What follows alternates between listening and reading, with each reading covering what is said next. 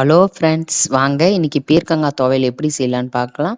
பீர்க்கங்காயை மேல் தோல் சீவுறோம் இல்லைங்களா, அது வேஸ்ட் பண்ணாத அதை துவையல் எப்படி செய்யலான்னு பார்க்கலாம். அந்த தோலை நல்லா கழுவி எடுத்து வச்சுக்கோங்க. அதுக்கு தேவையான பொருட்கள் காஞ்ச மிளகா, கடலைப்பருப்பு, உளுத்தம்பருப்பு, புளி, தேவைக்கேற்ற உப்பு போட்டுக்கோங்க. ஒரு வாணலில் எண்ணெய் ஊற்றிக்கங்க.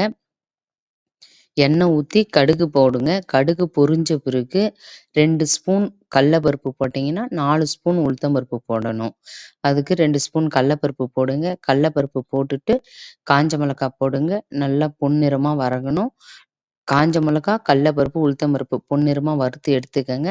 வறுத்து எடுத்துக்கிட்டு ஒரு பாத்திரத்தில் வச்சுக்கோங்க. அதே கடாயில் பீர்க்கங்காய் தோலை போட்டு நல்லா பச்சை வாசனை போகிற மாதிரி ஸ்லோவில் வச்சு வதக்குங்க. வதக்கி முடிஞ்சோடனே பீர்க்கங்காய், கடலைப்பருப்பு, உளுத்தம்பருப்பு, புளி வச்சு துவையல் அரைங்க. உங்களுக்கு பிடிச்சிருந்தா லைக் பண்ணுங்கள், ஷேர் பண்ணுங்கள், கமெண்ட் பண்ணுங்கள். ஓகே ஃப்ரெண்ட்ஸ், பாய்.